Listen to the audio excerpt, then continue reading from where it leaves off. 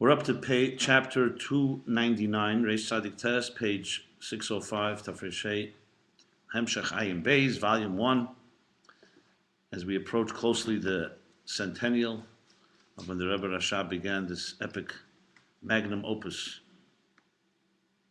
Tour de Force. You hear, Doctor?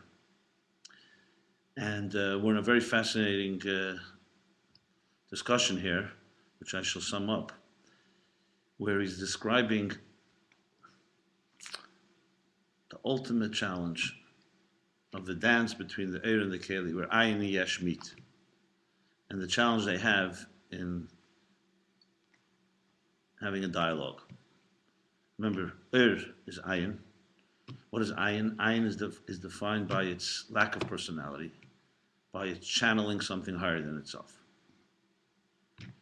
Keli is defined by its personality and identity, independent identity, as a yesh. So when we say Ayin and yesh, we don't mean yesh, when we say by Chassidus Fabrein, you're a yesh, which means you're full of yourself and ego. Obviously, identity can end up evolving into so-called a grubber yesh. Ayin always has to challenge something above itself. Sometimes you use Ayin to mean Atzmus, And Atzmus is the yesh amiti usually. Yeah, but we call it Ayin. Ayin sometimes means mysterious to us, like it's unknown. Yeah, that's the way unknown. It goes I know, but here Ayin, he means Ayin as a substanceless identity. Something from fire. Yeah, like erev. That's everything I was asking. Yeah. Ayin is used usually. Ayin means like Chachma Ayin Timotza. So literally, where does it come from? Ayin is like from where? Where? Which is essentially the mystique, the mystery of something beyond us. So there's something beyond. And so in this case, it's hold on. What's that? But when you begin to dissect, what is the Ayin really? It has another element. It's Ayin because it's like a table you relate to. But Ayin is a different type of identity. Our existence is defined by personality. By us, if someone said to you, "I'm a Metzias of Ayin," it wouldn't make sense. That means you don't exist. We are self-contained entities that are defined by parameters. How tall are you? How short are you? How wide? Colors and stuff like that. Mokim and Zman. But here we're talking really Eir and Keli. So that's just, I didn't want to, Eir is Ayin, because as he's explained, Eir is similar to its source, it's connected to its source and wants to go into its source. Yesh is defined, God created. Yesh. Keli is an identity. Klei Chesed, Gvura, Tiferes. So though the Hemshech talks about that Eir energy also has in it Chesed Gvura, but its primary feature is its channeling its divine source. So now the question is, and this is what he's addressing, how do these two meet? They're such different personalities, so to speak. So we have the two resident models is Toyu and Tikkun. Toyu is dysfunctional Eir and Keli, and Tikkun is functional Eir and Keli, where the balance is right. So he explains you need to have the precise formula. He actually uses the word mezig nochem.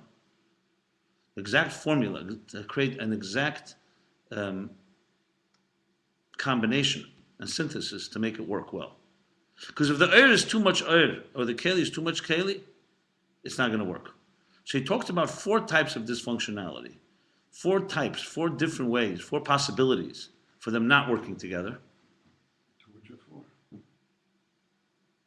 I don't know. So what are the 4? Briefly, the 4 are, and he's been discussing the first 2 at length. The 4 go like this. The first one, and we're going to use an example. We're going to use the example of a wick and a flame. There are 4 ways that this cannot work well.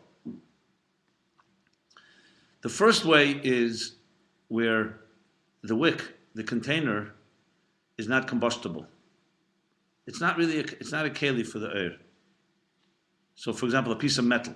You can't light a piece of metal. It's just not a container for a flame. So the keli is in its yeshes, or stays in its identity.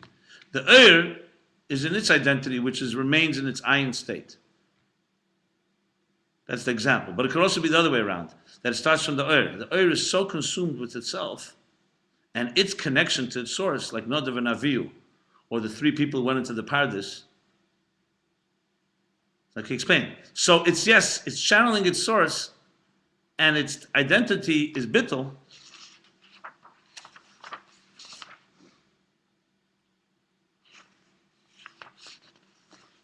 second. Its identity is bittul, but like he says, it's bittul b'murgish. It's filled with itself. It's become so consumed with its need to be in the source, it doesn't sense the kavan el yena, the higher purpose of the source. So that you could have the basically going on a, what are they called? When someone goes, like when an agent goes rogue, right? Yeah. So the began as being a representative of its source. But now, it's so consumed and its intensity is so much with its bittul that it completely expires, forgets about the container, and it's lost its sense of purpose. And as such, its intensity becomes its undoing, because the becomes completely consumed with itself and it wanting to be. It's almost like the becomes a yesh of bittul. And what happens is the container therefore also goes rogue. The container goes off with its thing, so the container remains in its world and the ayin remains in its world, and that's that. That's one level of. So basically the does not tolerate anything else, which is like the Talmidei Rabbi Akiva in these days of Sphira. And it's, the intensity is so much. So the is, it's the key thing is to remember it's still Its intensity has not become that it's become materialistic, so to speak, or defined by identity. But it's all it is. It's like the sons of Aaron. They go into the first day the Mishkan is set up. They're so consumed with their connecting to God that they get consumed by it. And they lose a certain element of real bittul. They don't have anochas atzmuse, that's what he says. They don't set themselves aside. So they have the intensity of the ayin, but they don't have the full bittul of the ayin, which is to sense that, you're now standing in a Mishkan, maybe you have to prepare yourself, go in the proper way. So you have ayin here, yesh here. That's dysfunctionality number one. Dysfunctional number two is the other extreme from the perspective of the container, where the container is too combustible. It's porous. Imagine a wick that just doesn't have anything to hold. There's no, that you ignite it and immediately burns out. And here the keli has become too bottle to the ayin. Like he says, it has to be commensurate. That the bittul of the yesh to the ayin has to be direct proportion to the bittul of the ayin to the yesh. They have to meet. So here's the other way around. The yesh has become too consumed, too subsumed. What's the difference between consumed and subsumed? Is it the same thing? Consumed is you lose your existence inside something else. Subsumed is you're there, but it's part of something. So subsumed would be actually healthier in this context. Okay. So it gets consumed. So here's the other extreme. That's the two forms. Then there's two other types of dysfunctionality. A third one is where he calls it the worst one of them all, where he gives the example of the wick, or it's like the second one. That the keli goes too far up. Yeah. Okay. Yeah. And again, in Kedusha, that's similar to Chanoich and Eliyahu, whose bodies went up with them. But that's also within Tikkun, but it's an example of it. Okay. The third one is where he calls it the worst one, where he gives an example of a wet log, a wet piece of wood. So it's such a good container, the fire begins to burn and burn and burn, and the container never gets consumed. So in a sense, the air has become too much yesh, and the yesh remains yesh. So let's take an example. Would be, let's say, a teacher and a student. So in the first example, the teacher and a student is the teacher is busy with in his world, the student is in his world. The teacher is so excited by his idea that the student can't even hear what he has to say. So the student is wandering off in his own mind. There's no meeting. That's in the first level. Second dysfunctionality is the teacher is ready to give, and the student is so receptive, he loses himself. He loses his identity. So he becomes completely overwhelmed by the teacher. And instead of the ideas coming spoon-fed, the keli has lost its identity. Third problem is the other way around. The teacher is coming, and he comes to the level, but the student is such a chumrisdika thing. He keeps he keeps draining the teacher, and the teacher keeps giving and giving, and the student is not shifting and moving in any way. So what's happened is the air has become too much yesh, and the yesh remains a yesh, and he calls this the gerua b'yesa. This is the worst scenario. Interesting. And the fourth, we have to think about why, or he says why. No, so far he hasn't. So far he just mentioned the level. He's going to elaborate more. The fourth is The first three are more or less in the preparatory stage. They're attitudes. The fourth is when they actually do meet, and it's not a proper balance. Either the The others that are meeting also. yeah. But the fourth one is essentially where it doesn't have the problems of the three. In the communication itself, that either the is coming too much to the yesh, or the yesh is coming too much to the That's essentially how he puts it. Let me just spell it out. He says, "But You mean on the wrong floor, the elevator." That's what Yossi Growler said. If you just started. no, you would say like this. The first three are, he speaks about two types of iskalos. The first three is, you need two things for and Keli. First, they have to tolerate each other. Then they have to give and take from each other. So the first three problems are in the tolerating each other. And the fourth one is in giving and taking. Let me explain. Let's use the example now, and Kelly, another example. Mediation. So you have a husband and wife, or you have two people who just are at war with each other. Well, if you email. Sorry. Do on the email. Are you on the email? Two emails. You want to email it?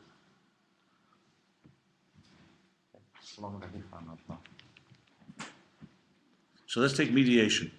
You have a husband and wife, chas v'shalom, or let's take two people who just can't get along. They can't talk to each other. I think it's an excellent way of explaining that. So what do you do? So the first step, a third person comes in. He says, "Listen," comes to like Aaron said. He tells the husband. He says, "Listen, your wife, even though you think this, she said some good things about you. Bottom line, he gets them both to come into one room. I'll mediate. So the first thing is, let's just create here a ceasefire, where you could just sit and hear what each other has to say. You don't have to agree. So the first thing is you need that they have tolerance for each other. So when you have an and Keli in that sense, where the two opposites, the first thing is tolerance.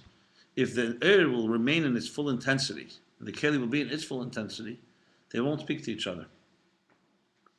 So the first step, like he said, was the weakening of each person's intensity, each level's intensity. That has three different possibilities that should not work, as I said. One is that the air is fixed in its own place and will not do that.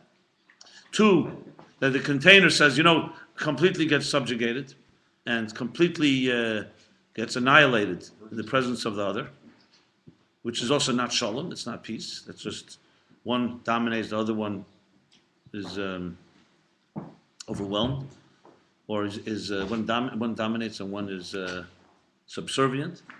And the third option is where one gives, and the other one just takes, and you also have no real.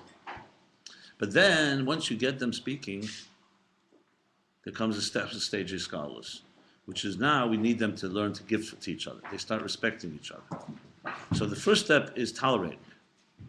Once there's tolerance, then you can have each of them start realizing, and that's what a good mediator would do, is that none of you have to give up yourselves. You complement each other. You have qualities that this one doesn't have.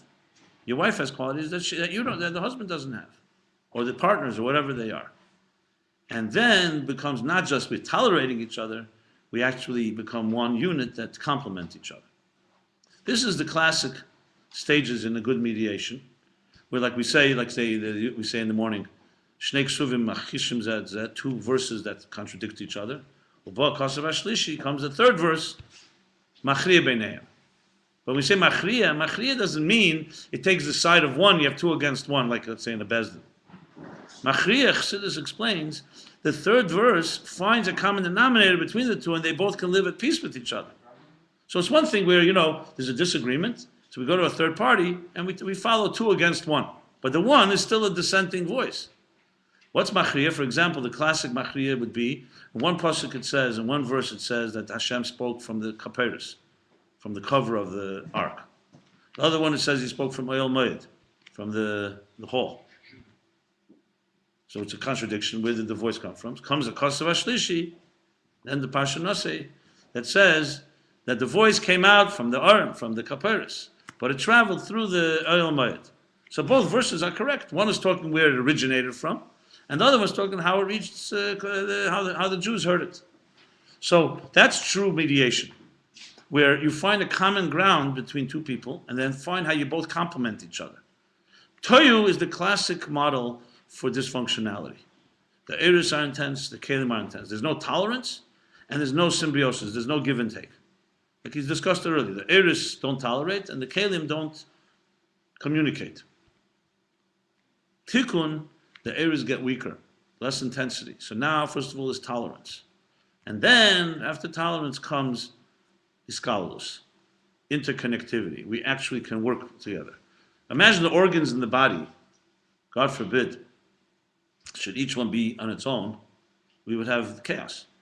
There's some voice telling a healthy human being that all of your 75 trillion cells and all your limbs and all your organs and all your functions coordinate.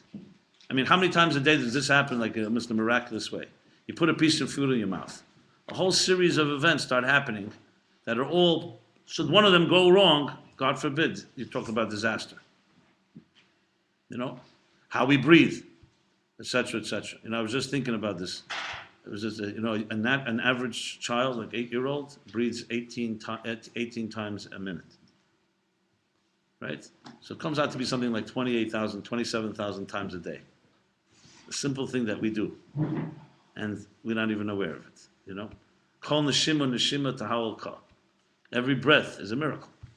If you just think what a breath does, to breathe in, what it does, all the need. Anyway, the point being is that hiskalus, the interconnectivity, cannot happen without the tolerance. So we have these two stages. So here he's explaining 4 types of dysfunctionality. 3 are in stage 1 of tolerating each other. And the 4th is once they communicate, you need a proper balance. That's what he's been discussing. And the last chapter was 298. He was talking about how it is in Aveda, a positive way, that before you davening is the revelation of the faculties of the divine soul. But before that, before you begin davening, you have to go in with a certain hachna of a shiflus, a certain submissiveness and humility, kevid reish, with a lowered head, without haughtiness. That creates the keli to be tolerant. Because if you're busy with your desires and with your ego, you're not going to be a container for your nefesh lakis to reveal itself during davening. That's a basic rule. So the first thing is you have to empty your container, klei reikon. You have to prepare. This is a preparatory ground that you have to simply allow yourself and say, I'm going to create space now. I'm putting aside my desires. He makes it clear. You don't have to change. You still can be the same person. He says, Ein Zashem Nishtan Rotzen. You don't have to change that you don't have any more desires. But for davening, put your desires aside. You're now speaking to God. And then the nefesh lakis, its kreiches can begin to manifest. So he speaks about what happens during davening. If your davening becomes that you're only for your nefesh lakis, then it's leaving the nefesh habamis behind. That's dysfunctional. That's the erev has gone off on its own, and it's not engaging the keli. He actually says Rosh Hashanah Yom Kippur is fascinating. I don't think I've seen another mime. He says on page Tofresh Daled, look at the beginning, at the top of Tofresh Daled. He says, first line, he's talking about the tshuva of Rosh Hashanah Yom Kippur. The tshuva of Rosh Hashanah Yom Kippur, even though it's a very high level, it has to have a connection to your animal soul. It's possible that you could have tshuva and your divine soul is awakened. But tshuva amitis, and has no connection to your nefesh. Look at what he says. Like we see in various people, after Yom Kippur, it could be exactly like before. Well, unfortunately, I think we're all in that category. So in other words, even if you had a Rosh Hashanah Yom Kippur awakening, we're not talking about someone that the awakening could be your neshama, and you left your body behind, your nefesh habam is behind. So therefore, after Yom Kippur, when everything goes back, we turn back into pumpkins, after the party. And so what is it? What's this? Is this an example of? This is an example of Nadav and Avihu going into the Mishkan, and so consumed with their desire to be connected to God, they get burned up. It's not exactly, because here we're not getting burned up. But the bottom line is, he's trying to explain how the erev and keli have to talk to each other. So even when you have a very deep awakening in your soul, you cannot ignore the other part of you, or else you don't have eris and kalim. But Teshuvah Ilah has to do with Nefesh Ba'amis, has nothing to do with Nefesh Betis. If it's like in Teshuvah No, he's talking about Shuvi Allah. He's talking about Shuvi Allah here. Yeah, so Teshuvah Ilah has nothing to do with Nefesh Ba'amis. No, he just said Shuvi Allah is the nefesh l'kis, Yeah. and you can't leave your nefesh abamis behind when you're in that place. You can't compartmentalize. Bottom line, that's what he's saying. Anyway, is this an example of Oyer and Keli not communicating to each other? I mean, there's so many models that you could apply this to. It's unbelievable, because what he's saying basically is, like I said, 4 different ways where Oyer and Keli don't speak to each other. Remember, the whole point of the Ayin Beis is the interface. So an interface has to work. So the air can go so consumed with the air that it forgets the container. You could have the other way around, that the container completely gets lost in the air. Like he said, like the wick is completely non-combustible. Then you have the other 2. So we're now up to number 3. This is considered the worst one of them all. Let me sum it up for what he said. The example is, take a piece of wood that's very, very moist. So it's an excellent wick. It will burn. The fire will burn and burn and burn, but the wood will never become bottle. I mean, obviously in the physical world, it will ultimately burn out. But the example is where, let's say, a teacher and a student, and the teacher is so ready to give, and the student just takes, and drains the teacher. So here the opposite. The air is doing what it has to do, but the keli is such a yesh that it's holding hostage the air, so to speak. That's the example he gives. So you have example where the wick doesn't even burn. Or you have the wick where there's no wick at all. The wick is not a keli. Or the keli is too porous. And here the example of the keli is too yesh, and the air is becoming too much of a yesh as a result of that as well. So when a teacher and a student are together, you need to have a balance. The teacher can't overwhelm the student. On the other hand, the student can't overwhelm the teacher. There has to be a measure that you're receiving now from someone. But if the teacher starts going too fast, the container will be lost. If the container controls, there won't be real education going on. The teacher will just become a codependent, I guess. So this is the 3rd level. Remember, all these levels are here to help us understand that in order for it to work, the key thing is a proper formula. I think that just these few chapters is a model for everything. Model for home life, how to deal with children, how to deal, when there's a little too much intensity, one person is more firm than another. I mean, there's so many examples that you can apply, even in our community. Just how do you deal with differences of opinion about the Rebbe, about passion, about one person believes in something absolutely, the other one thinks that that's baloney, or that has a different type of belief. There's so many ways that you can explain, that you can deal with this. And I'm not talking now people who have malicious intent. We're talking about people who are interested, obviously, in finding the emes. But it's excellent model, because you really can almost break down and say, what is the problem here? Is it too much air? Is it too little air? Too much keli? What's exactly the problem in this mediation issue? And remember, at the end of the day, mediation is not where one wins and the other one loses. Everybody wins, because everybody understands that we all work better when we complement each other. So I think that developing these 4 types would be tremendous. I see myself. I'm working with people. Right away we can help identify, things. Where's the culprit? Where's the key challenge? So Hamadrega Gimel, we're learning Reish Tzadik Tes. Hamadrega Gimel. This is the 3rd type of dysfunctionality. Hamadrega Hayeser Gerua. This is the worst of them all. That's a pretty attractive opening line, no? I'd like to know, what's the worst? Hayeser Gerua. For who? What is it? Shaha'ed hu b'chinas ma'ayin liyesh b'yeser b'tekev. Hayizgal sheb'tekev hayesh is b'yeser.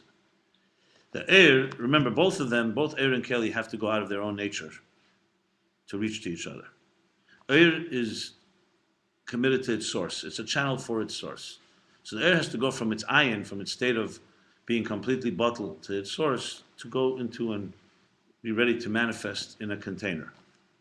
So this 3rd one is that it is too much ayin liyesh.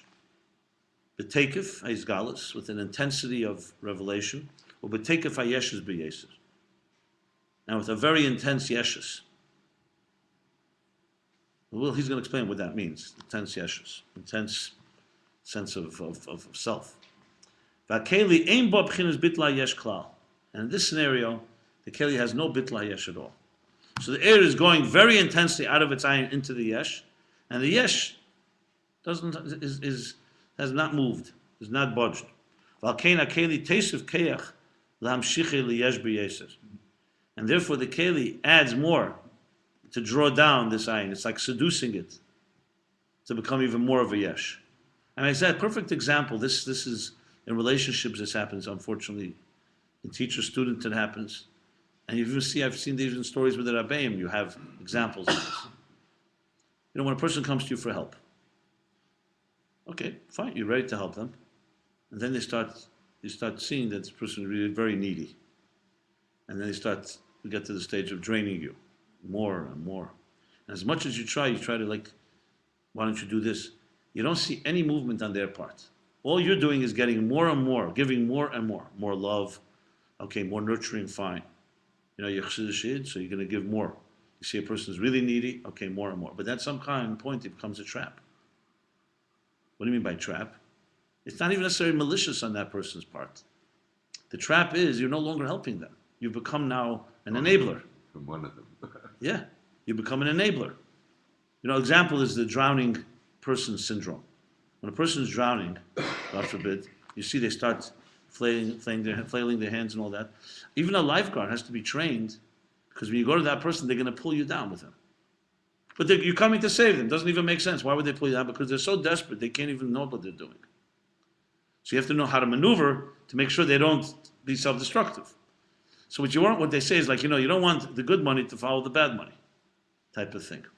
So there's a scenario where the keli is just not moving, and the air is giving, and to the point that the air gets completely consumed by the keli, and it just doesn't, and there's no change. That is why he calls it the worst scenario, because the air is no longer even able to bring its mile. Its whole mile is I'm bringing you a little objectivity. I'm coming to help you.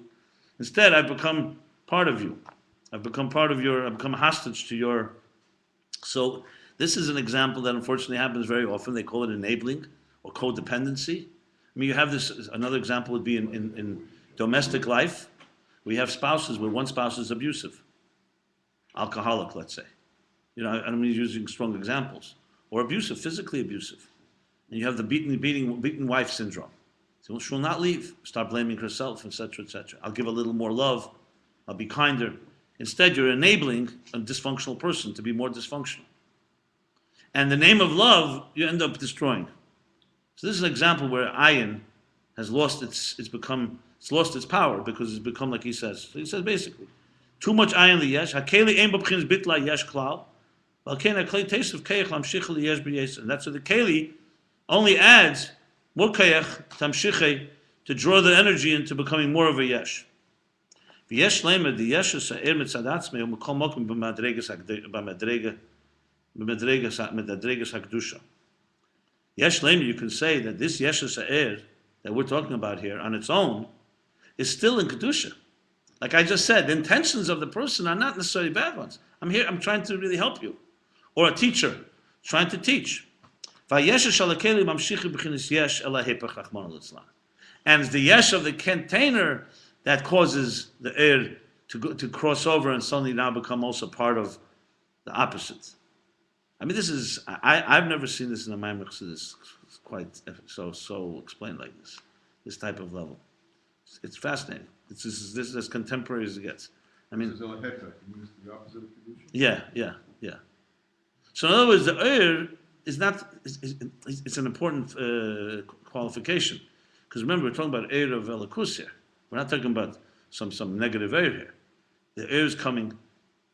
Is air me'in amoyer. It's connected to the divine. But this is what can happen. You have stories with the Rabbeim where, like, for example, I'm trying to think of one that comes to mind. I know the Rebbe for sure. It's strong story. Like, you have, he tells it, so I can repeat it. Actually, he sends to Las Vegas, but it was successful. He gets about. But if he would have become like one of them. But I mean more than that. With the Rabbeim, people come to the Rebbe for something, for help. And sometimes the Rebbe did not respond so quickly. Because you can't help somebody if you think they're going to just use you. Now the Rebbe had compassion, so therefore he's going to help people no matter what. But sometimes it can be destructive. The thing you want to help somebody becomes destructive. There was a guy that came to the Rebbe by dollars, and I mentioned it yesterday. He bought a lotto ticket. So he told, this was one of the last things, one of the last $2 on Sunday. He bought a lotto. It's not meforsim because for obvious reasons, you'll see. So he says he bought a lotto ticket and he asked the Rebbe for haftacha, guarantee that he's going to win. So the Rebbe says, Baruch v'atzlach. And he says again, I want haftacha from the Rebbe, not I want haftacha, promise. The Rebbe says again, Baruch v'atzlach. The guy says a third time, haftacha. The Rebbe says to him, Ad hasish ken seichel ken ich dir nicht helfen. If you have no seichel, I can't help you. No, it's pretty sharp words. What's he saying? What's the Rebbe saying? The Rebbe didn't get upset. I'm giving you two brachas. I'll tell you bracha v'atzlach. You're coming to me because you believe me, you believe that I can give you the kech. And you're telling me what I should say to you. Understand? Now, sometimes Chassidim did push the Rebbe. But you have to know, it's not so simple. Sometimes... For a fool, the Rebbe would say, Right. I mean, you have the story, which I'll repeat. Yikusil Farkash, Rabbi Sulu from Yerushalayim tells the story, how he became a chassid. He became a chassid, and he never believed this is the antithesis of a miracle, the opposite of a miracle. Or maybe this is the miracle that he became a chassid. He had, unfortunately, a daughter that had leukemia, a little girl. He lived in Yerushalayim, and he was learning chassidus with people in Yerushalayim. But he wasn't yet a Chabad chassid. He was a Baralach. He was a chassid. She came to Yechidus to the Rebbe in the early 70s with a girl. And he asked the Rebbe for a bracha. The girl, the doctors, giving up hope in her. Early 70s, there were a lot less interventions possible. Leukemia was a real killer. And the Rebbe did not respond. He asked again. He began to cry. He said, little girl here. No. And he would not let go. By him, he was a straight. A Rebbe's a Rebbe. I want a bracha. And the Rebbe buzzed, and they pulled him out with the girl, little girl. Because he wouldn't leave. And he became a chassid from that, because he said he went to many Rebbes, and everyone gives blessings. And this is the real thing. The Rebbe couldn't give him a bracha, so he didn't give him a bracha. He wasn't here to placate him.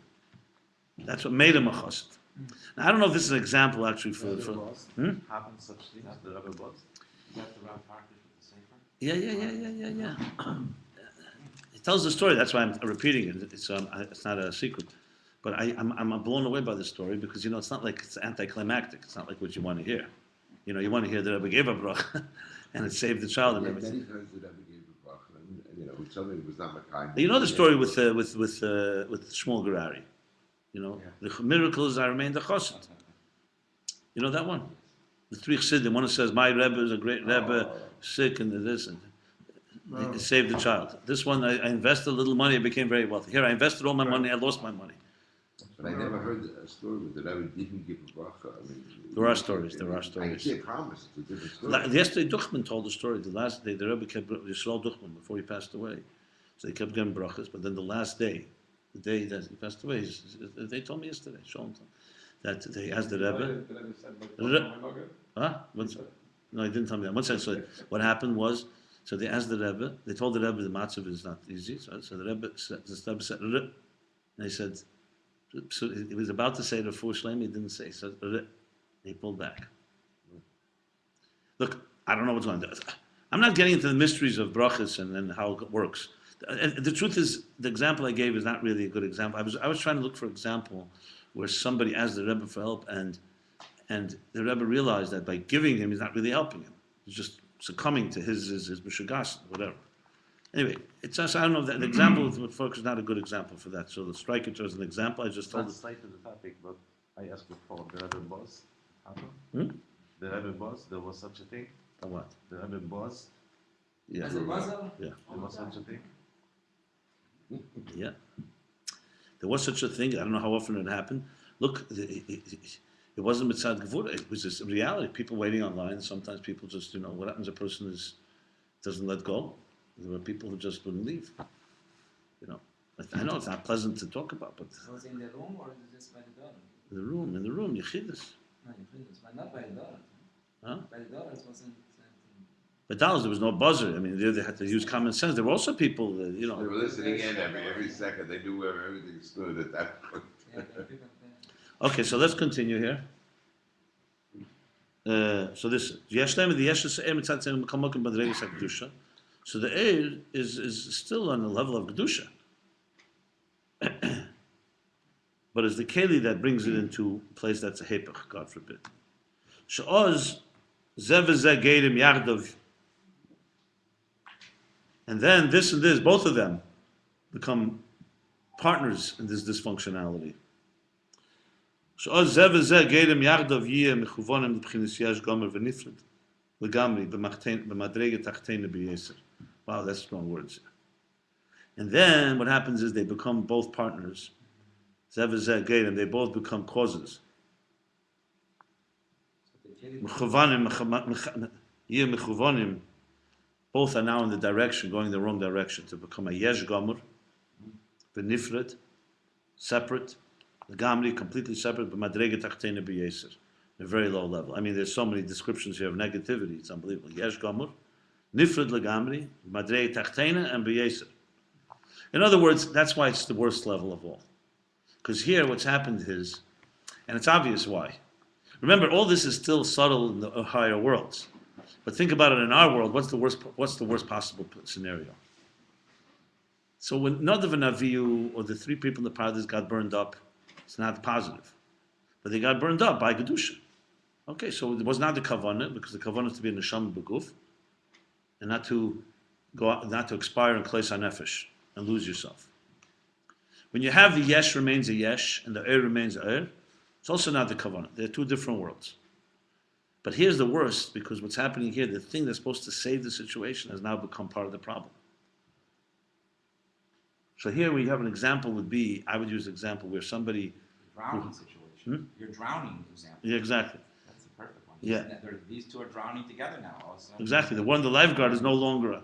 Another example would be, which unfortunately you see, people who are extremely talented people, unbelievable energy, but the energy has now been trapped in some addiction or something, and their positive has become their negative. Their strength has become their liability. They become self-destructive precisely because of their great strengths. So in other words, the erev has now been trapped by the keli. The Rebbe once said in the Fabrengen, I remember, he said, everybody has flaws. The problem is when you start making a philosophy from your flaws. Because then, now it's a philosophy. Now you're contending with a whole system of thinking. Huh? So the Rebbe, I don't know if he wasn't talking then about gay, but he was talking about something, no, it was some, but similar ideas where they've turned it into philosophy. Once it's a philosophy, now you have to contend, what do you mean? It's a whole way of thinking. Based on what? On the whole dysfunctionality. It's become now a philosophy. So at least, as long as you know I have flaws, fine. But as soon as you turn it into a shita, a whole approach, then with the erev, there's no longer hope in a way. Now, there's always hope, obviously. Psychological association saying that homosexuality is a valid lifestyle.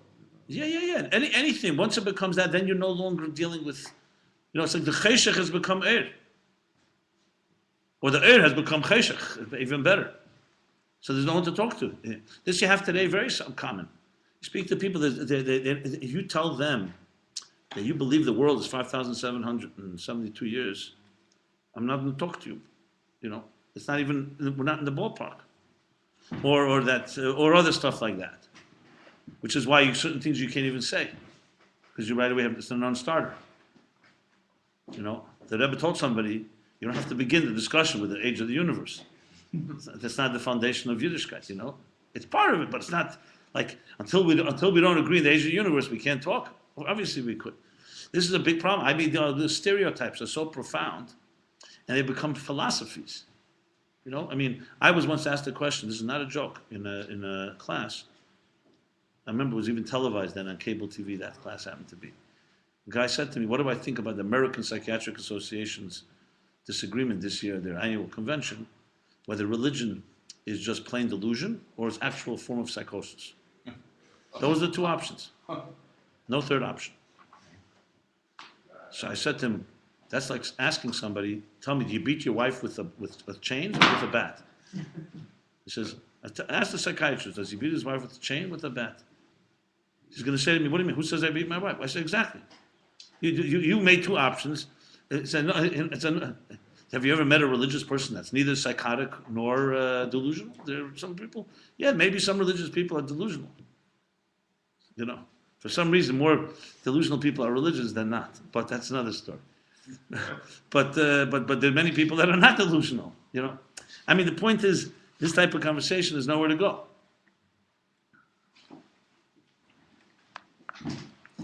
So going back, so this is the worst scenario. Saying, okay, so became nefilim yesh dugma. He's giving now an example for this. I'm giving contemporary examples, not the Rebbe Rashab, but I know I find this chapter is pretty cool. I don't know, unbelievable. Yes. This is, it doesn't. It starts. I missed the. Flight start for from- fetus. Huh? from Shofar to Yeah, this is Shofar. this is. Start from its own discussion. I missed it. Where does this whole discussion start from? The Machriya. It's about Teyu and Tikkun, and it's about how Er and Kalik don't communicate with each other 4 different ways. He's now in the 3rd of 4 ways of how they don't communicate. And that's from this starting from. It starts at the beginning of this mimer. Yeah. It starts, you could say, chapter 296. By the way, I have it already recorded, the previous chapter. You can look at it. 96. 296. Perik 296. So now he's going to say, Yesh lemer dugma lezeh. Here's an example. You could say an example for this. Kamei luchas harishenus shahay barash gadol. The first luchas, the first tablets, were given in great fanfare. Rash gadol would be a lot of noise, fireworks. We say by Matan Torah, what happened? That the smoking mountain, and there was a Kel Shefer, and there was Kelis of Rakim. The place was happening, rocking, that morning. Shuas. But Rash gadol. B'bchinas is galus yisera.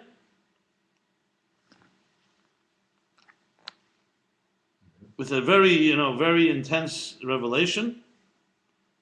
V'sholta b'hem ayin hora. As a result, it makes so much noise, it attracted the attention also of the other side. And they also came to the party. That's what it says. That's why it says the second luchas were given silently, in humility. Yom Kippur. That's why Yom Kippur is a silent day. Shavuos, the whole task. It's exciting, and it was from Kedusha, the task. It wasn't the people were dancing. God, it was the Kel Shefer, and it was this. But it caused a certain, relatively speaking, haughtiness. It caused a certain taken for granted. So Sholta b'mayin hora, k'mashikosu makam acher. Like it says elsewhere. V'husha erev rav. The erev rav were the troublemakers who came along after they left Egypt. This is a whole model for community strife, huh? Non-gesher, right? Erev Rav shei b'bchinas yesh gomer. The Erev Rav who were b'chinas yesh gomer, they were completely about themselves. Asu asa egel, and they built the egel, the golden calf. U'kamashikosu vayara am, like it says, the nation saw. Kamayim Razal.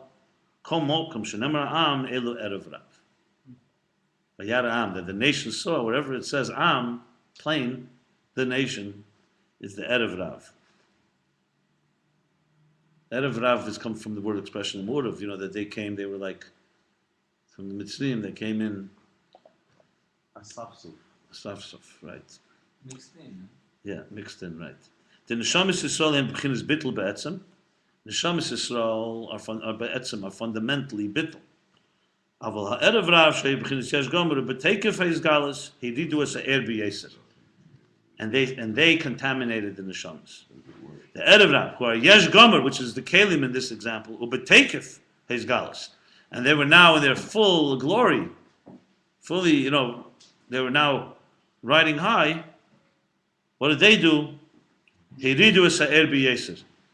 They drew down this air of the Neshamis Yisrael very deeply down to the point of the egel and so on. This is stuff, this is heavy. So this is an example for how the Kalim, the air on its own is Kedusha. The air is coming to celebrate Matan Torah. But the yesh is there, the yesh now sees it's party time. So it schlepped the air with it, and that's the worst. And it's a very small minority. I remember. And it's a very small Yeah, minority. it doesn't matter, but very seductive. They were not so What is the small. guy in this As a case? model for Exactly. community. One rotten apple. What is the One second, I just had a What is story. the or in this case, though? The Neshamas Yisrael. Other than the Neshamas. The rest of the Jews, not the erev Rav. The interesting thing, I can't believe this. I just recently had a situation. I was speaking to a group of, what they call teens at risk. Well, I mean, after risk, they're already now in rehab. You know, from this community, some of them. Kids that went and got in trouble, drugs, alcohol, other stuff. But they're ready now, and thank God they're bouncing back. You know, they hit rock bottom, some of them, real trouble. You know, the worst stuff. So I was talking to them, and I was saying, you know, and I mean, I'm a big believer of the Rebbe. One of the Rebbe's big heros and things like this is one of the best way to heal is help other people in the same situation. One of the big things. I saw the Rebbe write this, actually, a letter to a woman who suffered a real abuse. She said, the Rebbe said, the best way of tshuva and healing is helping others that, because you know things that only you can understand. So the Rebbe said many times, people, for example, even kashrus, if you were not so clear from kashrus, influence another. You know, that was like a type of kaflam l'tashir, like tshuva is. So I said to the kids, and they said that most of them are volunteering and helping others. But I asked them all, how did you get into it? Nobody wants to be addicted. Nobody wants a life taken control by drugs or alcohol. You know, nobody begins to want to be a slave to substance abuse. So how did it all begin? So everyone said their story. And one of them said to me, I was actually a very good kid, a real goody-goody. And one night, you know, one of my friends said, why don't you come to our party? And he was like, his kid says, I was one of the more popular ones.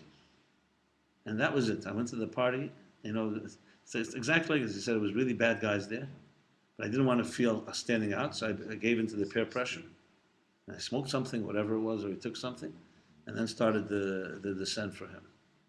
You know, so it's interesting how things can happen. And sometimes, and then he said I became the biggest troublemaker of them all. Because once I got into it, you know, he was very popular. So he schlepped a lot of other people, etc., etc.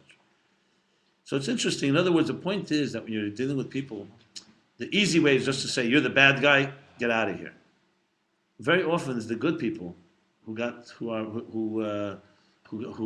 lost. And you have to know how to find the goodness and not just say, you know, you're damaged goods or you're a bad influence. But these are guys without a mission statement. That's not a good analogy because the Oris has a mission statement. But it's lost its. But remember. Go down and help these people and what happens? For other reasons. Okay, I know, I understand. First of all, there's many different examples of this. I mean, there's many ways to explain this. Here in particular, he's not talking about the Er's mission. He's talking about how the got stuck in this type of situation. I mean, there's so many ways to explain this. Let's continue. But that or wasn't supposed to meet with that Kaylee. That's my point. The four categories are ors that were supposed to bind with Kaylee's. I mean, I don't think that particular or it's a random or. And what about the erev Rav and what happened there? How's that fit? You have to broaden the model here. It's not just purely the erev Rav. The Neshamas Yisrael didn't come to change the erev Rav. What happened was maybe they were supposed. But that was not the point there. They were standing at Matan Torah. You had both things. You had yesh and bittul. The noise and the fireworks brought out caused an ayin hara, and the erev Rav then took control, and the yesh left the air with it. I mean, you don't have to. It doesn't have to be precise. The point of the matter is the bottom line, the common denominator in all of this forms of dysfunctionality, level 3 here, is that the air has now been trapped by the yesh, one way or another, and that's. The point that he stops to be earth because of this problem. He doesn't say that here. He doesn't say it stops being air, but it definitely is not able to function properly as air, because it's now. Like I gave the examples, the teacher or the spouse. Now you become an enabler. Once you're an enabler, and you're part of the problem. You can't. I mean, let's see. I don't know how far he's going to go here. How do you get out of this situation? The teacher going out to a pot party with his students because he wants to help them, and then he winds up one of them. I mean, Exactly. I give an example. Zalman Schachter. You know, I was when my book came out, Toward a Meaningful Life. So he met me. I was in Philadelphia. I spoke there, and where was it? At Squirrel Hills in Pittsburgh. It was an area there, something hill. Anyway. So after my talk, in Pittsburgh Squirrel, no, it wasn't Pittsburgh, it was in Philadelphia. So he was living in Philadelphia at the time, and he came there in the audience. I recognized him. Comes over to me, Shalom Aleichem, speaks fluent Yiddish, only Yiddish, speaking to me straight Yiddish. So he says to me, your book is excellent. In Yiddish, all this, gewaltig, you know, and real your futza meine secha chutza. So I made like, you know, a little humorous. I said to him, I don't know, maybe it's real meine secha. You're in real chutza, you know. So he says to me, let me tell you. No, interesting. He says to me, let me tell you. I'm from Chabad CIA. I go behind enemy lines where none of you can go. Or he used the expression from Chassidus, lamata min hashura. You know, lower than the line, where you're not supposed to go. Like where the kuf goes, you know. and I said, and I'm there to do the job, same job, but I'm behind enemy lines. I'm like undercover agent, CIA.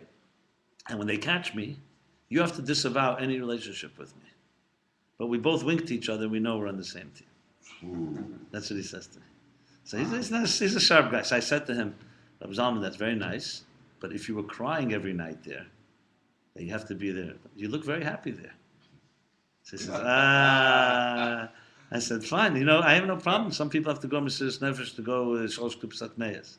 But you seem very comfortable there. So I said, that, of course, if the air goes there, like, you know, listen, Chatchili, you're not allowed to go in places like that. It says you Echtav Oshav, you can't go. But if someone was there, and then you do tshuva, so then you return from there. But if you're there and you're smiling, for sure it's not going to work. You know? Anyway, the point being is you can't... He's not orthodox in his behavior, is he? In his thinking, yeah. In his behavior, not. He's an interesting guy. He's, you know, it's a study of its own. He's definitely one of the levels of the dysfunctionality of Eris and Caleb. I was thinking of him when you were talking about it. Wow. You know, but let me say this. Yeah. I was thinking of him. When you asked for an example with the Rabbi, because I was assuming that initially he probably got a lot of brachas from the That would Rabbi. be a big example, but you know. Also Shamir, remember what this famous story when the Rebbe said, as hard as I worked for you to become prime minister, meaning that he obviously gave him brachas and worked, but if you go against, if you're going to try to schlep me into giving back land, that's it. Yeah, I'm going to call it I'm not going to drown with you. I'm going to go down. I'm going to. I'll give you another.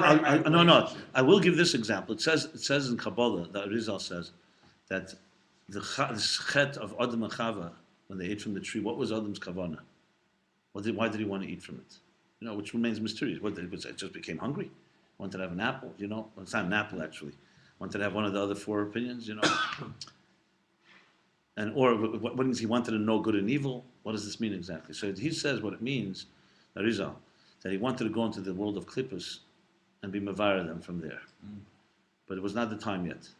Like the Rebbe says that if he had waited 3 hours, he'd make kiddush on the yayin from the Eitz Hadas. According to the opinion, it's grapes. So he wanted to go into the world, he says, in Elam HaKlippos. And when you go, when you're not ready yet, or when you're not told yet, the klippos took control of you instead of you taking control of them. I mean, it's very similar with Jacob Frank and Shabtai Tzvi.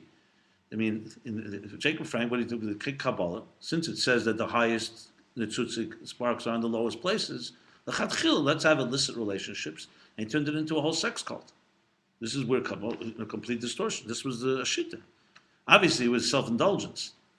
And I don't even know if there was anything pure there. But Kav Yochel, this was one of the big fears why Misnagdim with the initial resistance to Chassidus. You know, because once you get into a dabble with Kabbalah, even the Samar Tzedek writes, you have to be very careful not to be Megashim. Because it's very easy to take these spiritual things and they become your slave. You know, that's why in Kabbalah, it's very, even today, you have to be very careful. Because you start speaking things, people say, oh, I'm now a whole Kabbalist also. You're playing yesh. Learning Gemara, you could be a yesh. You're learning Primus Ateda, where we could be a yesh, but it's not exactly acceptable. So you can't have suddenly these errors becoming trapped in the hands of someone who doesn't have bittul, which is why you have to take so much more care when it comes to Primus Atera in this sense. Now, Primus Atera came to be matayr and refine everybody, but not on your terms. That you can't own it, which is why very often, like people ask me, like, what does Torah say about palm reading, about face reading, or about the stars? So in Kabbalah and Zohar and so on, there's plenty to talk about it. But you never hear a real Rebbe talk about it. Why? Because people want it for their reasons. They want to understand my future and stuff like that. And it's lacking the bittul and responsibility. Before you go there, you have to be ready. You be a keli for it. It cannot be based on your yeshes that you suddenly want to know That's why the Rebbe told somebody, asked him about dream interpretation. The Rebbe he said he wants the Rebbe to interpret a dream for him. So the Rebbe refused. The Rebbe said, he's not a dream interpreter, I think the Rebbe said. So he said, what do you mean? Yosef was a dream interpreter. All the big ones, everyone, of course the Rebbe can. The Rebbe says, let's first figure out how to be in control of what we're doing when we're awake before we get to our dreams. Which is means whenever I speak on so-called Kabbalah, I always start with an introduction, as they say in Kabbalah, those that say don't know, and those that know don't say. Which means puts you in a quandary, because if I say anything, it means I don't know anything. The point, however, I'm just giving you examples where the yesh takes over an ayin and how What destructive did it the gets. want from Adam Rishon on these 3 hours? Why did he eat klippos before? Why did he want to eat? No, why did Hashem create klippos? That's the big $1 million question. And there was but there was no avodah then. Well, the Veda was to resist. That for him, you have to remember, Adam and Chava represented 7 billion Yetzirahs that we all have today. They were all in one person there. So it was pretty strong. You know the strength of a Yetzirah, right? Imagine 7 billion times that. Because the resistance was that Adam and Chava not listened rather, Mashiach would have come. That would have been the beard of They Tachtenu. were such great people. And for the greater people, the great resistance was an equal proportion to their greatness. Greater the person, the greater the Yetzirah. Exactly right. And the stakes were very high. When the stakes are high, you can rest assured, like he says here, a lot of noise by Matan Torah. There's always another party coming along. Zelu mazah osalakim. This is the purpose of creation. Yeah, never get too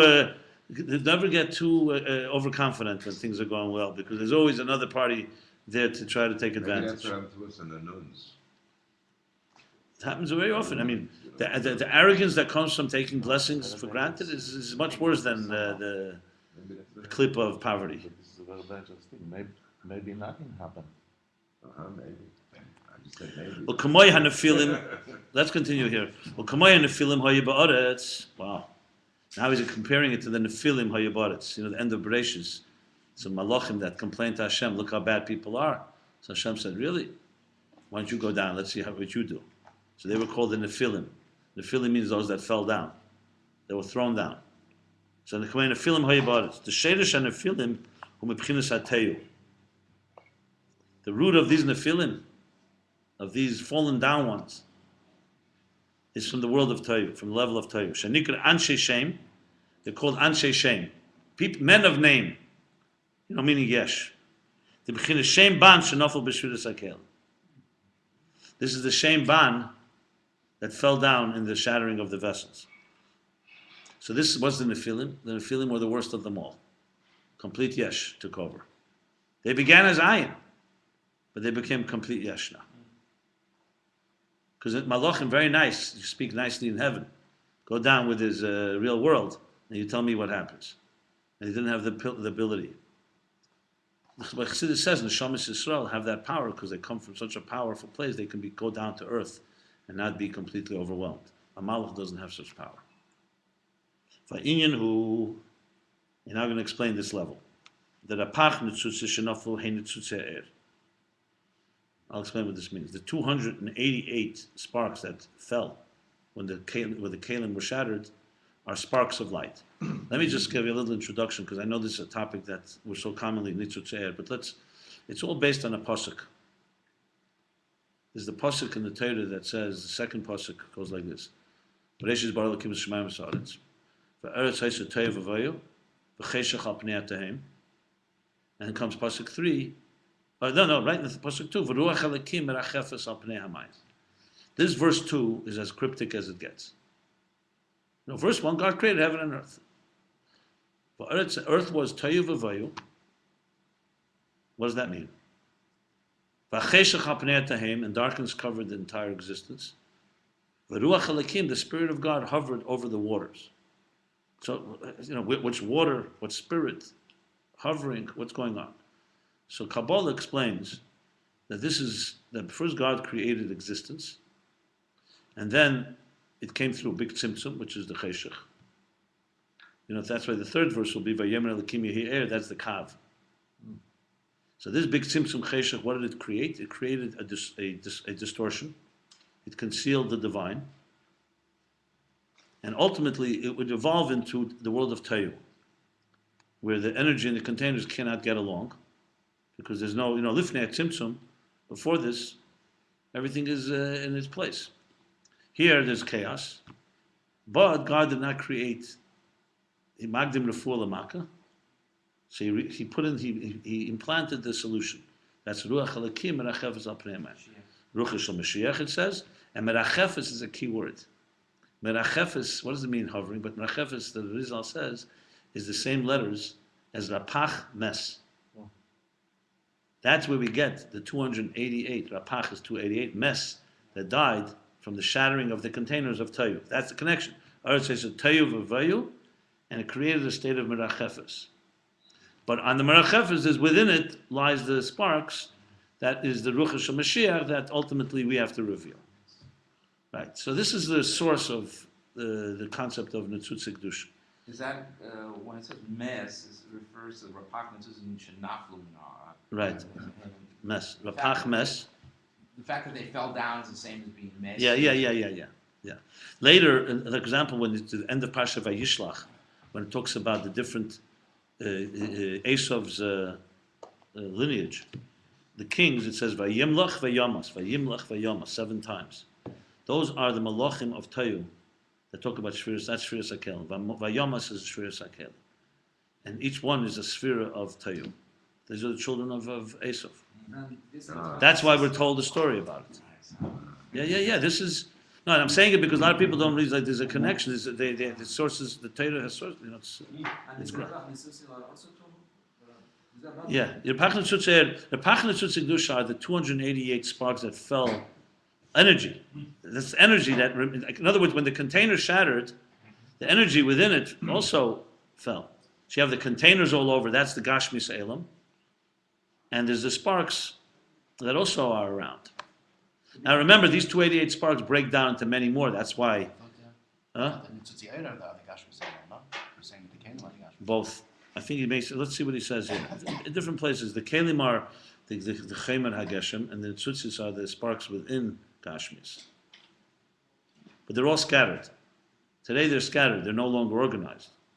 So let's now learn this inside. So he says like, we divided up the Mashiach. What about the erev Rav Aloitam that's the Desh base and there's only 86 left or something? Right, exactly. That's the erev Rav, exactly. 3,000 years, right? So the Alter Rebbe explains. Let me add this already, since it's connected.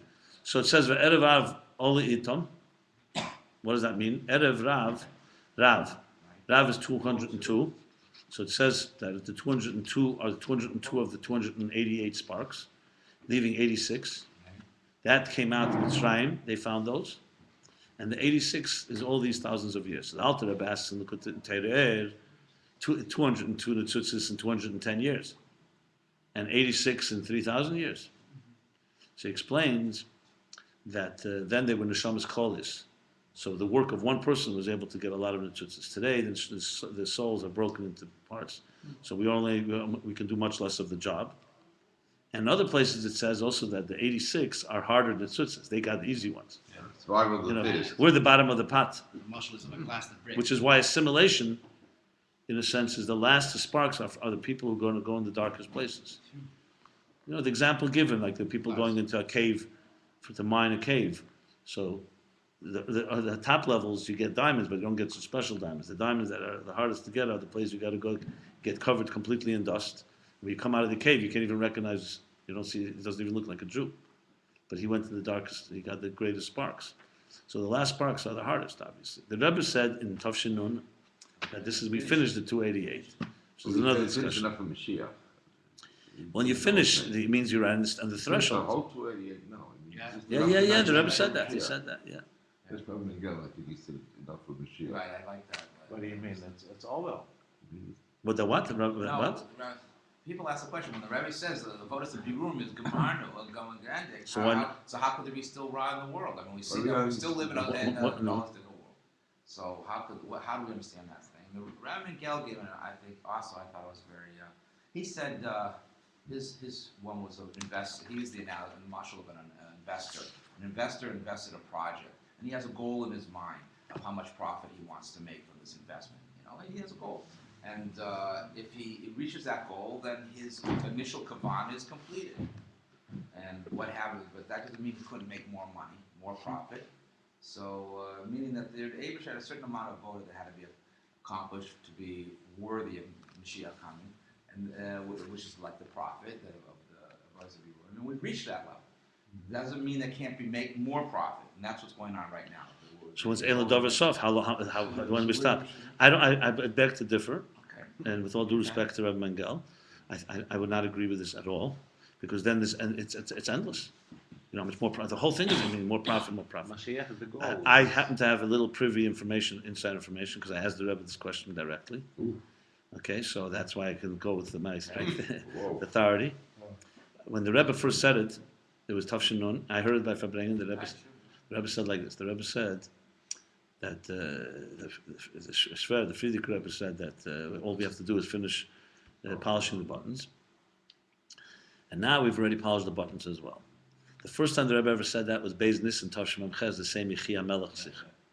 But then the Rebbe never mentioned it again after that. I did research on this. This is intense research. Polishing the buttons was never only one time? No, polishing buttons many times, but that we already polished them. Right. That was once, it was Beis Nis and Memches, and then the Nun, the Rebbe said it again. By Chazara, I mentioned it. I asked Rabbi and the others, I said, no one really heard it, because it was like but I heard it. I wasn't positive. The next week, everybody was listening, and I remember because my brother was standing behind me, and when the Rebbe said it, he gave me like a bang because the Rebbe said it again. So it was clear that the Rebbe said it not twice in a row. So I wrote on the Sikha, I wrote to the Rebbe that since the Rebbe is saying that now that the Tzutz is already finished, if that's the case, bittul hasiba botla mesubav. There's nothing more to do. The Mashiach should naturally come. Like when the Rebbe says, Momor sinas chinam, the cause is finished, so then the result. Is the Rebbe saying this as a mitzias? Or is the Rebbe saying it as a bracha? I wanted to clarify. Maybe the Rebbe meant more that we're holding there, we want to hold it. You can't know the exact, it wasn't clear. But I wanted to clarify it. So the Rebbe circled that he's saying it as a mitzias, not as a bracha. And about my question, the Rebbe wrote the Inkam became ilahayrich. Now is not the place to discuss it. But I knew the Rebbe's style, that he's going to discuss it somewhere. There's no question. He will discuss it. That's how the Rebbe often, when a question was asked, he didn't discuss it. That's what he would discuss it. Anyway, every week, I can tell you, the Rebbe next week was double and triple this point. And this was a common style from the Rebbe, by the way, that people were not aware. The Rebbe would say sometimes things hinted, and if you caught it, he would elaborate. And if you didn't, the Rebbe once said, I waited 18 years for someone to catch something that I hinted to. Anyway, and then the Rebbe did end up speaking about Vayeshev Nun Beis. You got to read Vayeshev Nun Beis, one of the most fundamental sikhs you'll ever read. The Rebbe answers this question. He answers in a few places, but... Where's your inside information, though? Well, first of all, what I just told you. He did mean it. No, and I'm going to tell you. That we asked the question. But he also said it for favorites. And then the Rebbe said, I was asked the question. Vayeshev Nun Beis is printed? It's printed, everything, yeah. There's a few other places. Briefly, the Nekuda that I picked up from the Rebbe is really the Rebbe wrote it many years ago. There was a thing called Shuvah Sibiyurim. It's printed now in Igros Kodesh. The Rebbe has a whole thing on Tchias HaMesim. You want to understand Mashiach well, you have to read this introduction from the Rebbe. Introduction to Rabbi. And I'll tell you right away. I'm going to tell you in a minute. It's now Igros Kodesh Volume 2. So there's there was a period in time, there was a booklet coming out, a pamphlet. The Rebbe was the editor of it. It was called Shuvah Sibiyurim. Kevis Lubavitch. In Kevis Lubavitch, there was a section called Shuvah Sibiyurim, where people asked questions to the Rebbe and he would answer them. There's around 15 such essays. It says questions and answers. Very fascinating stuff. Very interesting stuff. Today it's printed in Igros, mostly in volume 2. But the Rebbe, this is maybe the only thing we have from the Rebbe, full written essays. The Rebbe himself wrote, word for word. So in the Tchias HaMesim, someone asked the Rebbe to explain the details of Tchias HaMesim. So the Rebbe said, before I do, let me give a whole overview. You have to read this overview. It's unbelievable. It makes Mashiach very palatable. I take a lot of what I say straight from there. Where is it? It's a Chelik Beis in Igros Kodesh. Just look up Tchias. You'll see it's a long Tchias HaMesim thing. So there's 2-3 pages. I'm telling you, in my opinion, it's an incumbent study. It's directly about Mashiach. And the Rebbe explains 3 stages in history. It's very historical. You could explain it to a secular person. The Rebbe says 3 stages in history. One stage, battle between good and evil. Second stage is where the battle is over, but the good and evil are still there. And third stage is when the evil... What does that mean? I'll explain in a minute. He explains it there. And the third stage is that the evil disappears. So he says like this. The stage one is most of history, where there was a battle between good and evil. Hayem la seisam. And our work is to choose good, to fight evil, etc. And the Rebbe writes, but the way God created the world is that everything evolves to become better and better. So overall, history is getting to a place of more good and less evil. And the Rebbe also qualifies and says the fact that we say Yeridus Aderis is not relevant here. You have to read it. It's very, very interesting. And I don't go into the whole details. Then he says, then comes a point where the battle is over. And we finished the Pach and Tzutzis. We finished refining the sparks. But the world is still there. And there's vestiges. It's like, let's say you finish a battle. That doesn't mean there's nothing left over from the evil that was there yesterday. And there's nothing left over also, and this I'm adding because it's mashma there, from the mentality of the people. Let's say yesterday the war was over yesterday. But you still have people who lived yesterday and 2 days ago, and their attitudes are still selfish ones. So there's no longer a force of evil in activity, but you have the memory of it, and you have the habits of it are still there. So you don't have a war with an evil force like an Amalek or a force of the Umazeh. You've conquered that, and it's clear there that it's a whole stage called Yemesa Mashiach, where the war is over, the bitter is over, but you still have to recognize it. And it takes time to people to finally recognize that we're at that stage. And then comes the third stage that only God can do, Ruach HaTuma Avim Min Haaretz, where he shechs the Yetzer Hara. Read it, you'll see. So we're in But two. how We're in would- two. We're in two, for sure we're in two. So it's clearly stated there that you could have the battle. No, in other words, the battle today is with habits, not necessarily with real No evil. bad big forces. Exactly. No Stalin or Hitler. No Stalin Hill, and also no real force. Everything is our own, like our own resistance. Yeah, but the goal is 3. What? The goal is 3. Right. Yeah, but the 30 can only come from above, the ultimate complete. The point of the matter is very simple. So what I would say, it's opposed to Rabbi Mangel, what I would say is the following. You could finish the birur, but we could still be asleep. Our eyes are not open. We still think we're living in the previous world where there's still evil. So listen, the fact is there's crime in the Oh, streets. one second. Yes, that's what I was going to ask. But the you. Rabbi I mean, said Mashiach is I coming mean, that's in Rabbi this Mangel. generation. One second, I one think second. I would agree with him. No, I don't think so. I do. Because the point here is that what I heard you say, and maybe I misunderstood, is that after the battle, after the war, you can still have gullus mentality, the remembrance of it, meaning that, Well, come on, the free- fact is, he's what's that? free, Hold but he's on. allowed. One second, before you continue, that's exactly, the Rebbe said that the Birurim are finished. And do any of us feel a change in ourselves? We're selfish as we were in 1970. So, and the Rebbe is saying there's a change. So tell me. So Rabbi Mangel's answer doesn't answer the question. With bottom line, is our Yetzer Hara is as active as it was before. Someone will say, my Yetzer Hara is as active as it was in 1980. No, the Rebbe explains that there's, for example, what we were talking Where do about you yesterday, see that the No, personally, I'm Speaking talking of personal. I'm Jews- not talking about personal. right. In my heart and soul, you feel your Yetzer Hara For change me, no yeah. question about it, because in the 70s to now, I became Chabad. Okay, but So there was a gula for me. but okay, but fine, but you still got a Yetzer Hara. But that happened in Okay, but 1970. it's still a huge difference. Yeah, but that has nothing to do with what happened in 1990. Oh, so you said 70s. I'm talking about 1989 to 1991. Yetzer Hara, you feel a change, a perceptible I mean, change? we felt it then. We felt it Okay, then. listen, I admire you if you feel it. I don't feel anything. But the Rebbe But said, so that makes your question even stronger to you then.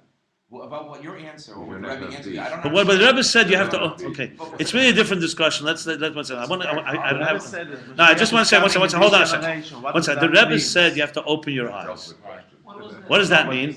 That means that even if the world changes and you're asleep, even if Mashiach is standing near your bedside and you're asleep, it doesn't help anybody. So the Gula is here, but you're not You're there. not happy with that. But you're always a person that very much believes in looking at reality and not dreams and so on and so forth, and taking empirical evidence. And the empirical evidence is still that, of course, the world's gotten a lot better, but you're still to say that the war is won. Like I'm picturing in my mind when you said the second stage is that the battle is finished and it's over, and you still have remembrances of it. You have remembrances like World War II after the Nazis were defeated. So the Germans, I'm sure, that were Nazis a day before, threw their uniforms off, still had a feeling towards what you were saying, but there wasn't actual evil, shooting people in the streets going on. But now we still see that there is shooting going on. But let me say something, because I think you don't realize how deep the slavery of Golos is and how it still affects us profoundly. I beg to absolutely disagree with you. Okay. That yes, to be lifted b'simchas Torah when the Rebbe is dancing and you feel geula in the air has nothing to do with our primus dikaved. It has to do with the Rebbe's power lifting you there. So let's not go there. That's the Rebbe. That's not us. Hold on. The Rebbe said you have to open your eyes, which means very simply that what I'm telling you, that the world is ready, you're not there yet. And I would say that 20 years have passed and we're still not there. Nothing has changed. We still have the same Golos mentality. People, the Rebbe was looking for those 2-3 Jews who would live as if Mashiach was here, who would say, I'm taking the Rebbe seriously and I'm actually going to live this way. I have not seen selfishness go down, not in Crown Heights and not anywhere else. The Rebbe is saying that the force that has fed selfishness, yesh, is gone. We've won that war. But you're dealing with 7 billion people who are still living a life exactly as they lived the day before. That, the Rebbe says, is up to you. I can't change that. You have to do something about that. So what So- won? What war, if you didn't see a powerful You don't change see the in distinction? world, you're saying that No, the no. Rebbe's saying at his spiritual level, he sees the battle's over. But we're talking about the Matam. In other words, today there's no change. That the war apparently does. you don't see the distinction between the two. It's a fundamental distinction because one is actually being fed by real forces of the Ummah, and another one is being fed by our own habits. You don't see the distinction? Oh, that's what you're trying to say. Yeah, exactly. One is fed by our perceptions, and the other is fed by actual evil. The Eibishter created Eitz Hadas. That we couldn't do anything about. The Eibishter created Mitzrayim. They were Nazis. They were all that thing.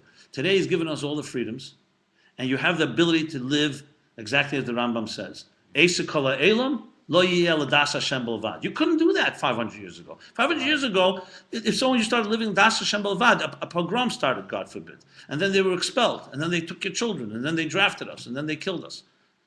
So it was a world of Ra. Today, you could live, you don't have to live a materialistic life if you don't want to. A Jew can live exactly like it says in Rambam. I'm not talking about Chis HaMesim and the miracles. We're talking about the natural consciousness change that the 60s was looking for, by the way. We can live that. Except we're not, we don't, it's hard to do that. You know, we're comfortable. Why should we live that way? And I think that's what the Rebbe said. In my opinion, that's Right. absolutely what he During meant. stage one, there was That's because people that it did fits into every word that he said. That's up to you. Right. I can't do that. Because how could he do that? If he does that, it feeds the purpose. It's like, the guy goes into the self-help store, bookstore, and he says, where's the self-help section? So the manager says, it would defeat the purpose if I told you,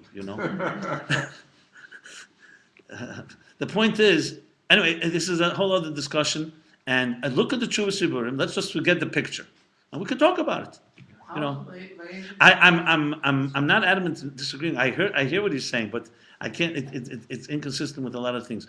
What I know was, first of all, we know the questions, and I know when the Rebbe would speak a sikha, I saw what questions he was answering, and he was addressing this issue very much. Definitely see a change. Let me tell you. We definitely see a change. Well, the main thing the Rebbe said by Yeshiv Nun Beis. Let me just tell you one thing which I didn't mention, and you'll see right away what I mean. A very interesting thing, a very practical question. To be mevar Netzutzik Dush, all of them, you'd have to think that we would have to travel everywhere in the world and actually refine every material piece of existence, which is an impossibility. So Tanya answers the question and says that when they brought a korban salus, when you brought a mincha offering, the flour offering, it elevates the min hatzameach all over the world. So when you eat, I'd say a mitzvah, you make a bracha on a piece of food, you're elevating not just that food, but the food all over. So the Rebbe said today, Jews are everywhere on the planet, which also emphasizes why Chetzi Kadra Tachtim is such a big thing. What's the big thing that we came to the second bottom hemisphere? Because now the birur is happening Mamatl Lamaila everywhere. So you don't have to physically, and that's what the Rebbe said in Tav Shanun, was a point where we already came to a point where the 288 Netzutz Kedusha are covered. Now it comes to becoming, now the hard part is awareness of it. We have to be aware of what we've done. And that is why it's so complicated. I would say awareness in many ways is harder than actually finishing it. Also, Shesh on Tasam Nachtecha, Chatzais on Friday, and then you wait for the Shabbos to come in. It's not the What work was is that? ceased. The work is ceased, but now you're waiting to be Mekabel for Mashiach. It's a different level. It's a different stage.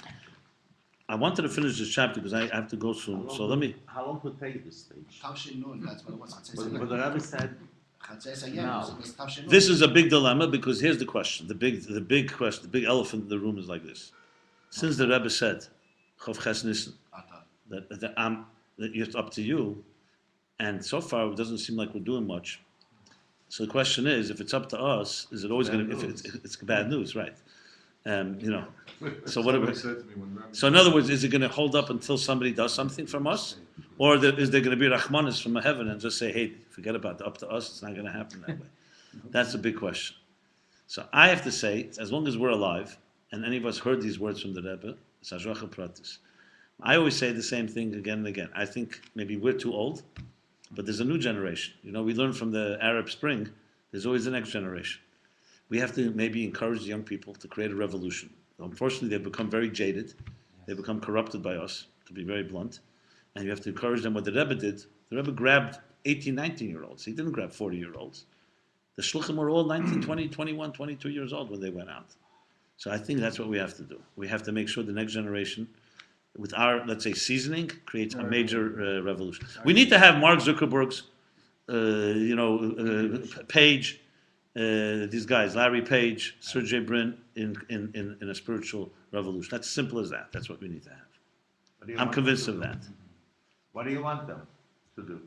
What the Rebbe wants them to do. What do you want? Let them create a spiritual revolution online. Let's start with that, which is relatively easier and cheaper to do than, First, you have to believe it's doable. Remember, if you don't believe it's doable, you're not going anywhere. You are discouraging. Discouraging? No, but it's a Rabbi Taital, you qualify as an 18-year-old. Don't worry. His one was easier. Just say, You keep young.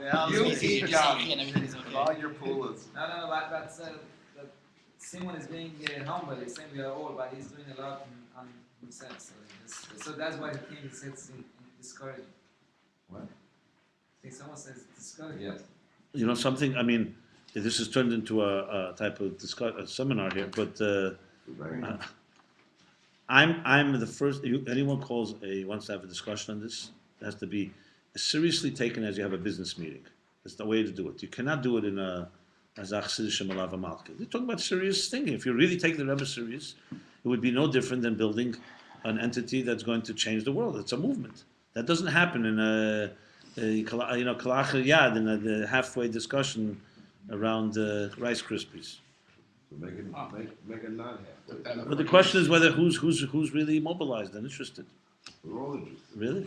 Okay. So what would you wake up? 20 years passed since Just Chof woke Ches up. Nissen. You just woke us up. Let's go. I woke you up now. And the Rebbe couldn't wake you up. I woke you up. I don't believe Speak that. English.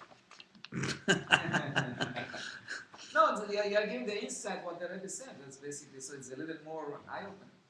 Look, I'll tell you the truth. I'm not cynical type of guy, but I'm definitely skeptical about Crown Heights' contribution to the global change. Because it hasn't done till now. Whenever you look at something, you have to ask, why didn't it happen till now? Now, what's going to suddenly change that today? There's a reason it didn't happen. The reason I think is, many of us we're parochial, not the global thinking. We're busy with our own challenges and problems. I know some of them are good things. I'm not taking away. A lot of people doing good stuff. But you don't have many global thinkers, and you don't have people who are ready to go on the limb as they would in their own businesses on this matter. It's spiritual. Spiritual people are not, if the Rebbe told you, called Eliezer Gold and to Harvey Lang, and the Rome came in and me into a room and said, listen, you guys invest in search engines, and you'll become billionaires. Trust me, we wouldn't leave any stone unturned until we did it, because we believe that the Rebbe's promise, because it was tangible. But he said, you know what? I'm giving you a job, make a spiritual revolution, and you'll be successful. We won't have the same passion. I'm convinced of that. Because one is tangible, the other one is too esoteric. Now, the Rebbe did exactly that. He didn't call in 4 people. He said it in a sikha in the 70s, just like calling us in. Do you take it? Do you feel like the Rebbe spoke to you, or are you speaking to someone else? It's the first question you have to ask yourself. Really, what it comes down to. But trust me, I'm not a guilt guy, but I have plenty of guilt around this, because I think I did get it. I think I do think globally. And still, I don't feel I've done much, to be very honest, to be very blunt. I'm not saying this in any way. I wrote a book, a successful book, but did it create a movement, transformation? I would have hoped that there'd be now 50 books, not from me, from people, right? Just like God Havdil, like books on Buddhism. Well, Buddhism is mainstream today. Chassidus was mainstream. We already have accomplished something. And why can't Chassidus be mainstream? People say it can be because it demands too much. The Rebbe never said such a thing. The Mashiach told the Baal Shem Tov that Yifutzman Chutz, he said it demands too much. First of all, it doesn't say, Chassidus doesn't mean you have to be Mekayim Tayag Mitzvahs. It means it's a consciousness thing, number one. And second of all, when a person is spiritually conscious, they are committed. They will do what has to be taken. I mean, so I'm just saying, I am 2,000% confident Chassidus is absolutely mainstream. If you present it right. People are not afraid of commitment and responsibility. People will, if they feel there's something in it. So it's hard to find people who have that confidence. That's number one. So that's frustrating to me personally, because I don't find a lot of people that really have that confidence. I mean, I'm not talking about lip service, And that Mashiach actually told the Baal Shem Tov 300 years ago almost. Was it 300 years now already? Yeah? Huh? Tafrei Zayin. Tav Kuf Zayin. Whatever. That I'm going to come. So this has remained the motto. This has remained our mission. All the Rabbeim, the Alter Rebbe, the Rebbe, everybody. This never changed. So it's not like the Rebbe even was machaders that. The Rebbe was machaders that we're now there, that we've done the work after 7-9 generations. But it's hard to find people who take it very seriously as they take Ashmir serious. That's how it is. And maybe it's because Alakuz B'Pshitus Ened Movade is still abstract for most of us. Look, trust me, I've got my challenge. I got a nice Yetzirah also. But I believe maybe because I was around the right time, the right place. I picked it up. I sense it, and I think it's absolutely doable. So you have to have the confidence that it's doable. Then you have to be ready to dedicate time, and leave no stone unturned. You have to be meshugel esidov. As simple as that. There's no way this is happening without someone that's going to be crazy for it. There's no way. So I've heard that sikha many, many times. Chav Ches Nissen. If you want something even more powerful, listen to Purim Tov Shemem Zayin, which is even more powerful. The same idea. People don't even realize it. And you tell me how you can sleep peacefully without doing something about it. What's Purim Tov Shemem Zayin? It's the sixth sikha, fifth, sixth sikha. You got to hear that sikha. So I cry for the Rebbe, and I think that we definitely not delivered, and that's the question: what we're going to do next. But the Rebbe is down to earth. He knows everything. He knows where we're standing. So what are you saying? We have to always look at the conclusion. My conclusion is try to wake us all up to do something. And what's the conclusion of what you're saying? That we should go to sleep and wait and hope that he's going to understand us? It has to happen. We cannot wait for. You're right. I give you 100%. But we have to look what we have to do. You're asking for a miracle, for a prayer. Fine, but that's not what do it. But Yaakov prepared with prayer. He prepared to bribe him, and he prepared for war. You got to do everything. I didn't say you shouldn't pray for the Gula, because for sure we say 6 times a day in Shemoneh. Yeah, you're gonna have to have a few people that think like that. Look. Coca-Cola is the number 1 brand in the world. Okay, how many people drink Coca-Cola? 1 billion, 2 billion? Yeah, one at this table. And they get you when you're young. When you go to Yankee games and when you're a child, you can't have a Frank without a Coca-Cola. It's in your conscience. Now think about Coca-Cola. What is it? As David Raskin used to say, it's a brown drink. It's a brown drink. It's a dirty drink. Someone put brown water. Would you drink brown water? I drink Coke. Okay. So no, just think for a moment. Okay, Coca-Cola, a drink that you don't even need. It's not water or bread. You must have it. Nutritious, it's not. We know that. Harmful it is. Let's even say it's not damaging, but they say you put a penny in a Coke, it'll whatever. But it's caught us. It's got us. So you'll say, okay, how could you compare? Coke is easy. You just drink it. You don't have to do anything. But still, they have competitors. Everybody would love to take over Coke, but they've got billions of people, and they spend, how much is their budget? 90% on marketing and advertising, not on producing the drink. Drink costs nothing to produce. I mean, you need to produce it, but so they got the people's minds. That means you can get people who don't need something to feel that they should need it. So Mashiach is something we do need, but we don't know we need it. So it's a matter of challenge. If you took it seriously, how do we get people to want something they don't think to know that they need something they don't think they need at this point? However you put it, meaning, God, spirituality, focus, a world of peace. How many billions of dollars are people giving away money to create peace in the world? I mean, you know what I'm talking about. So I'm not a marketing expert, but movements have been created in this world. Look at a guy like Yoshka. I don't know what was going on there. But definitely somebody was a marketing genius. They took this thing. I don't think there's a better logo than the cross. It's 2 lines. That represents everything. Death, martyrdom, passion. I'm just giving you an I example. heard the 2,000-year-old man on the cross versus the Star of David. So little did I know. I'm looking at this thing. Little did I know it was eloquent. It was eloquent. And before that, he had 6 guys to employ to make the 6-pointed star. Here I could get 2 guys, much cheaper. And it took off. Okay. No, but you see, the Rambam says something fascinating. I always wonder where he got it from, because there's no source for it in Chazal. He says that after all the distortions, Christianity and Islam paved the way. Right. Think about that. That's a radical statement to say, especially 1,000 years ago when Christians were killing Jews. It wasn't like today America has attained Christianity. Is it Islam also? Yeah, he says both, yeah. Sure. Okay, so what's the point? That I understand from it many things, but one thing I understand from is that you can learn from that God in his mysterious ways found a way, through the most klippedika way, to bring a message to the world that would never have been able to reach through Jewish outreach, so to speak. So interestingly, that's like that means there's a way to bring them in. And they brought it in a distorted way.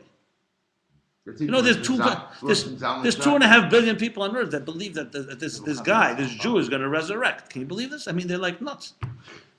They really believe that.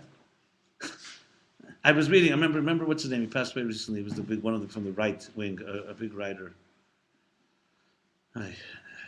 One of the right wing guys, Christian, very rational guy. But then suddenly he mentioned Jesus, resurrection. He had no problem mentioning it. Very interesting. Anyway. So I don't know. And let's put it this way: until we try, we can't say we. If someone's skeptical, they have to say try first and then see. So can you imagine that we can actually create something that's more awareness than Coca-Cola? I see no reason why not. We have the product. Flags. We have the product. We can replicate it. We have to have people who think this way to find the right tools. We don't have to create new. We tried. We had flags. We did we did everything. We even have the distribution. Anyone that says we tried is that's Tom ridiculous. No one tried We nothing. said what we're missing. But you've heard me say this many times. We're missing the market. That's all. We have the product, the distribution. When you're missing the people who are interested in doing the market. Somebody's got it. Right. We're missing the actors. We have actors, we will have it. You need 2 people. That's all you need. And it's just crazy for this. That's all you need. You summed it up. We don't There was a treat it woman- as a business. Huh? We don't treat it as a business. We don't treat it as if it's my business. It's someone else's business. I'll participate. I'll come to the meetings. Whatever. Look, there was this woman who decided she's going to build the JCC in Manhattan, Upper West Side. Okay, I know her. She's a strange woman. It's another story. She went to everybody. Upper West Side JCC for $85 million. Who needs it? We have a 92nd Street Y. You have synagogues in every corner of the West Side. You can imagine nobody went along with it. But she was crazy for it. And now there's an Upper West Side JCC that's thriving. And they raised over $90 million. They have everything going on there. In the same Manhattan where everybody said there was more organizations than you need. Because she was crazy for it, that's all. All that mattered. She was nuts. And she went for it, and she didn't take no. They fired her anyway. Yeah, after. She was the one responsible for the JCC? Absolutely. The driving force. Then she got others. Right. It's never one person. Right. But one person is the crazy, Driving force. the driving force, and then she got others to become, Yep.